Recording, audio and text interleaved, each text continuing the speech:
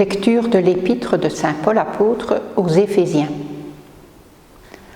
Je tombe à genoux devant le Père, de qui toute paternité au ciel et sur la terre tient son nom. Lui qui est si riche en gloire, qu'il vous donne la puissance de son esprit pour que se fortifie en vous l'homme intérieur. Que le Christ habite en vos cœurs par la foi. Restez enracinés dans l'amour, établis dans l'amour. Ainsi vous serez capables de comprendre avec tous les fidèles quelle est la largeur, la longueur, la hauteur, la profondeur. Vous connaîtrez ce qui dépasse toute connaissance, l'amour de Christ. Alors vous serez comblés jusqu'à entrer dans toute la plénitude de Dieu.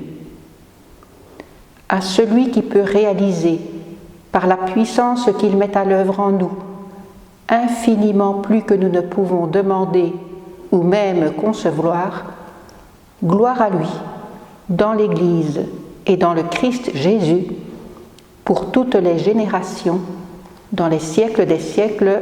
Amen. Vous connaîtrez ce qui dépasse toute connaissance, l'amour du Christ. Alors vous serez comblés jusqu'à entrer dans toute la plénitude de Dieu.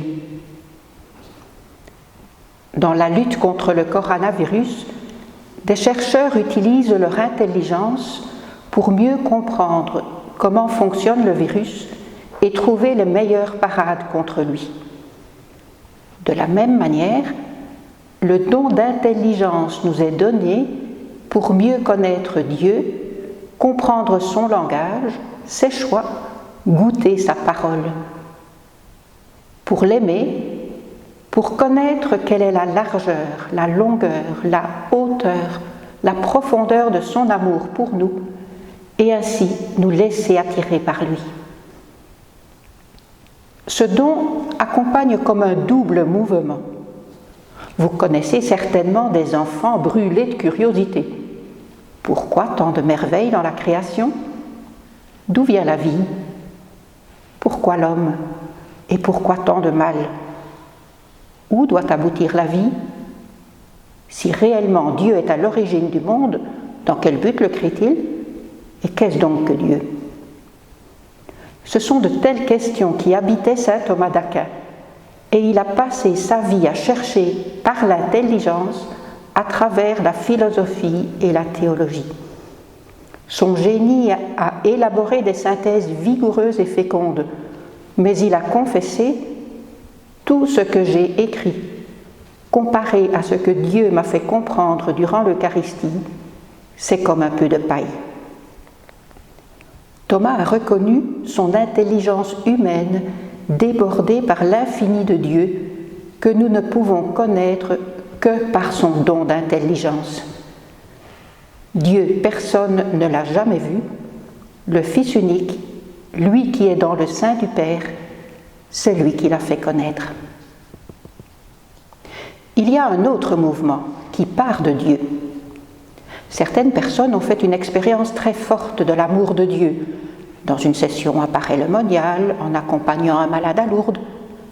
Elles cherchent alors à enraciner leur découverte pour la faire durer et avoir les mots pour en témoigner. Elles sentent l'importance de se former pour approfondir leur relation avec Dieu. L'esprit d'intelligence leur fait comprendre la parole de Dieu par le cœur. Et cette connaissance plus profonde de Dieu, plus mûre, donne un socle d'intelligence de la foi qui permet un dialogue plus profond et plus ouvert avec le monde qui nous entoure. Le don d'intelligence nous fait donc comprendre les choses comme Dieu les comprend. Nous aurons bien besoin de ce don de discernement alors que vient maintenant le moment de revenir à la vie normale.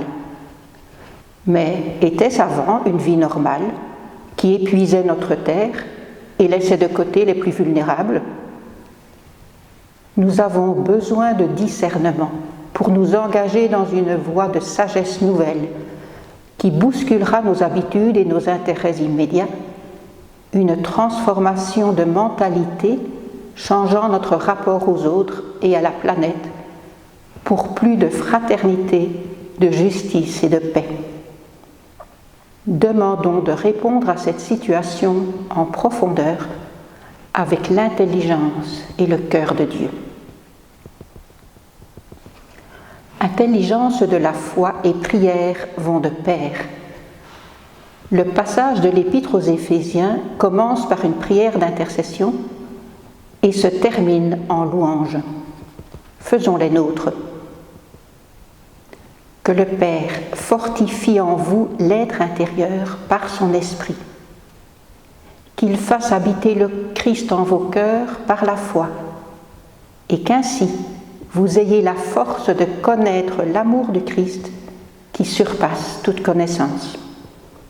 À lui la gloire, la surabondance de l'amour, dans l'Église et en Jésus-Christ. Amen.